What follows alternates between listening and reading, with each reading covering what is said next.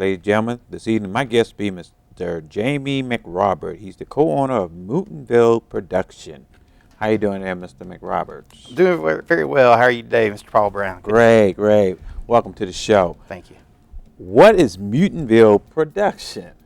Mutonville Productions. Well, that's a loaded question because it's a lot of things. In a lot of ways, it's our own little media empire, but it's a way of us as artists, between myself and my co-founders and all the artists we kind of gather under our wing, to find ways to express ourselves. I mean, we're working to create movies. I'm writing ebooks on filmmaking. We recently produced a seminar here at Channel 29 on promoting. We also made a TV show about a horror hostess called Mutitia's Movie Morgue, which is available online at YouTube for everybody to watch, absolutely free. So it's just a way of us as artists to express ourselves from just growing up and being fans of just the various works that have influenced us, from horror films to science fiction films to superhero movies, and just all these kind of crazy things all gathered under the one banner of Mutonville and Mutonville Productions. Okay. Tell us about Tales from Mutonville. Tales from Mutonville has an interesting origin because back in 2008, the Light Factory here in Charlotte brought George A. Romero into the state to do a contest and also a retrospective of his films. Now, anybody that's not familiar with George Romero, he's a very significant figure in cinematic history because he created what's considered the first modern horror film in Night of the Living Dead.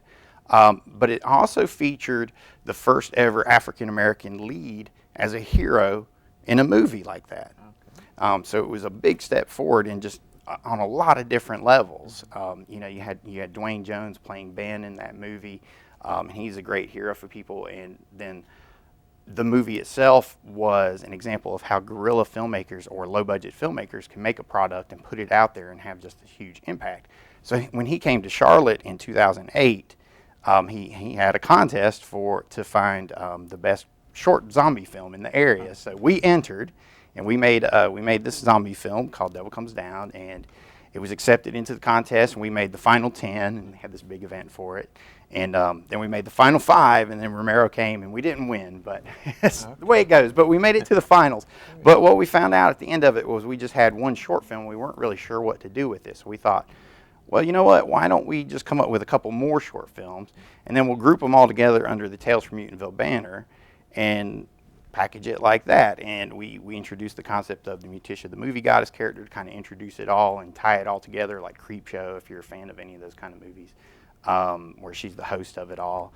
And that's what happened. It's a project that we've seen come to fruition and involve just a lot of artists in the area, which is the great thing I love about working on films and just art in general in North Carolina, because there are so many amazing artists, and film is almost like the culmination of every art. It's almost like the true art because it involves everything, because you bring in musicians, you bring in painters if you need a background painted, you have designers to do the wardrobe. I mean, everything. It really involves all the arts. And Tales from Mutonville, we worked with so many people all the way from Rock Hill to here in Charlotte we filmed out at the Myers House NC over in the Durham area.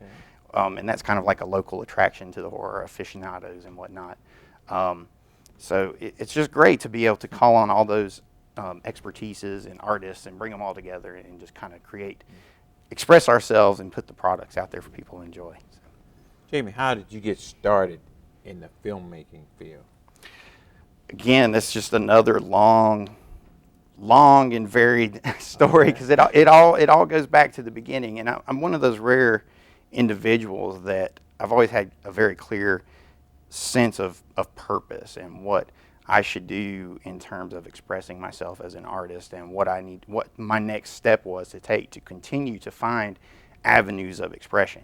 And I have to go all the way back to the first day in kindergarten. I mean, I remember it like it was yesterday at Miss Jenny's kindergarten, whatever it was called, in sweltering hot classroom in Mississippi. I'm actually from Mississippi. I'm at the back of the first row. The teacher comes around first day. She's passing out tests, a little simple tests to find out what everybody's up to. She passes it all the way back to me, gets to me. She moves down the row, passes out the test. She comes back to me, and I'm drawing a picture of an astronaut on the moon with the American flag on the back of it. Okay, and she says, "What are you doing? You're not supposed to be drawing. You're supposed to be working on your test." And I turned my test over, and I was finished. Okay. And I showed it to her. All my answers were right. I went back to drawing. But the point is I knew as far back as then that I had to express myself somehow artistically. Okay. And over the years, that changed and mutated. I got into comic books and trained in visual arts at the North Carolina School of the Arts here in Winston-Salem, here in North Carolina. Shout out to them, great school.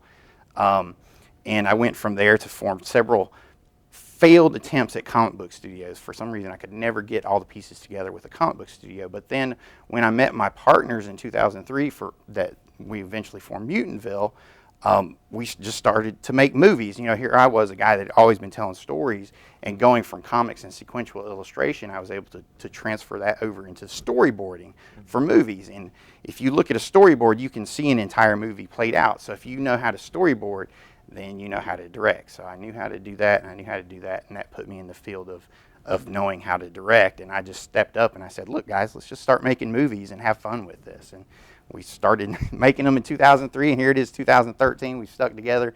We've managed not to kill ourselves. We seem to be getting a little bit better every year, so I'm happy with it. Is there any certain individuals, but before we start talking, we're going to take a break.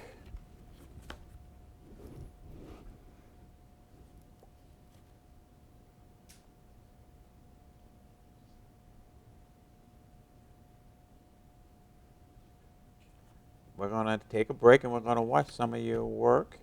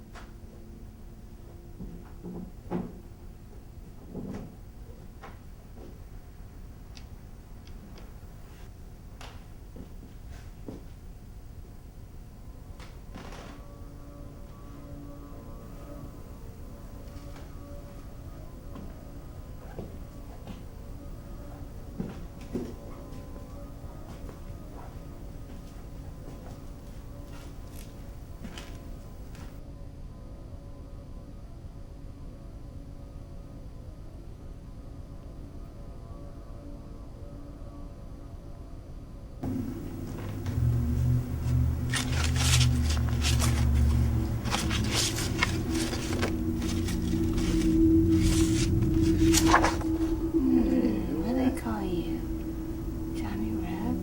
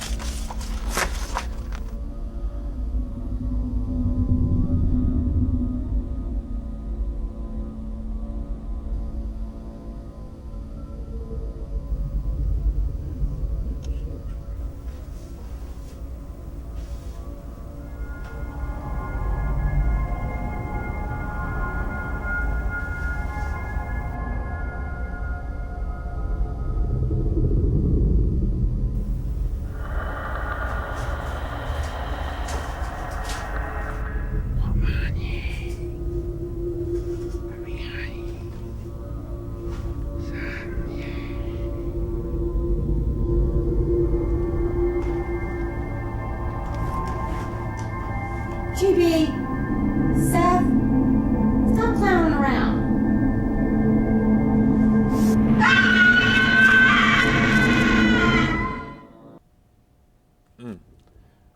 Welcome back to the Paul Brown Show. It's one of your shows. Tell us a little bit about that show, Mr.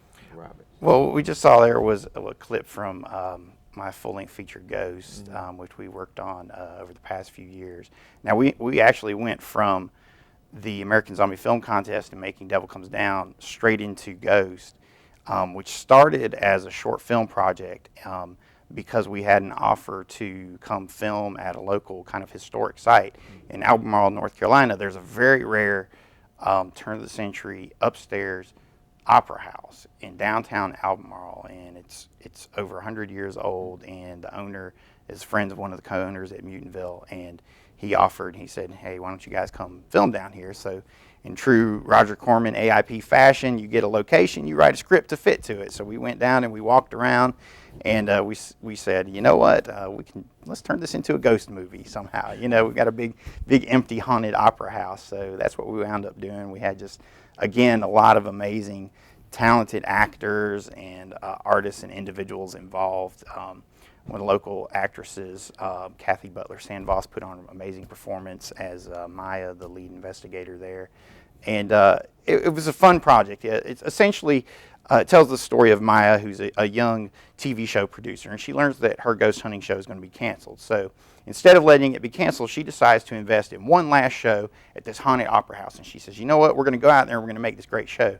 But when they get out there, they find something they weren't expecting. And that's what makes it a horror film. So.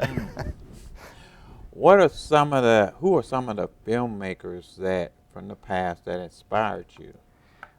I would have to start probably right away with George Lucas and Star Wars. I mean, I know there were things before that really intrigued me. Like I always loved Cecil B. DeMille's huge Bible movie productions. I mean, they were just so epic. But I literally remember sitting in the theater and watching Star Wars as a child, and there just being this moment of awakening and just like, wow, I just believe in that this is happening, because before Star Wars, unless you're talking about something like Stanley Kubrick's 2001, science fiction movies were always kind of rinky-dinky, and they weren't taken seriously, and they had little flying saucers on a string that kind of flew around and went pew, pew, pew, pew, pew, pew. But when you got to Star Wars, you were transported to a real galaxy far, far away. I mean, it was dirty and grungy. The robots had dirt and stuff smeared on them, and I just really believed in it. And from that moment forward, I just felt like, you know what, this is something that I'm attracted to. I feel the calling towards this, wanting to make other worlds real and bring them here for people to just share. I know for my viewing audience in my age group, I guess I would have to say Alfred Hitchcock for me. I mean, because it was one of them, when you heard of Alfred Hitchcock, it was like, you couldn't go to sleep that night. Yeah, absolutely. Like Alfred Hitchcock's Psycho or Vertigo or The Birds. I mean, any one of those. They're really suspenseful, intense. And all of his movies, he's a big influence on me now, not so much as when I was younger, because there's kind of an evolution where Correct. We stumble into things when we're kids, and we don't really realize they're an influence until we get to points later and further in our personal evolution where we start to look at things at more of a professional level or at more of a technical level, and you start to discover other avenues like Alfred Hitchcock. Like now, I'll look at Hitchcock, and every movie is like a workbook. Every movie is like the Bible of filmmaking. It's like, this is how you tell a movie. This is how you tell a story. This is how you build suspense. This is how you inform your audience. This is how you fool them. This is how you take them that way. This is how you just make a great experience for everybody involved. So yeah, Alfred Hitchcock is a great example. Was there ever a time where you contemplate as far as leaving the horror film industry and going to another area? Horror films, I would say, I'm not completely entrenched in horror films in that we don't have any other avenues of expression, so I don't feel like I'm confined to that. Okay. I feel like that's just one branch of what we do. That's why the brand is Mutantville, and it has a lot of connotations to it, because that could mean horror films. It could also mean science fiction. It could mean superhero movies, which are so prevalent nowadays. So it has all these different connotations to it. So I never really felt like doing anything outside of that, as long as I was doing like science fiction or superheroes or something. Like I felt like I was leaving it. I feel like it's all one part of the big same family. Tell us a little bit about some of the film festivals that you have. I know you have a Mad Monster Party. Yes, the Mad Monster Party Film Festival. We first heard about this last year. We heard this event was coming to town. What we do at Mutantville is not only are we constantly trying to make our products and express ourselves artistically, and reach out and communicate with people. Like we also offer, in addition to just doing our movies, a part of our trying to reach out is we do a lot of tutorials, free how-tos, like the seminar we did here, and we're constantly trying to share our knowledge all as a method of reaching out to the community. And when we reached out to the Mad Monster Party and we said, look, are you guys going to have a film festival? You know, you're coming to the area. You know, we'd be happy to help you, you know, get in with the locals and whatnot. And they said, yeah, let's do it.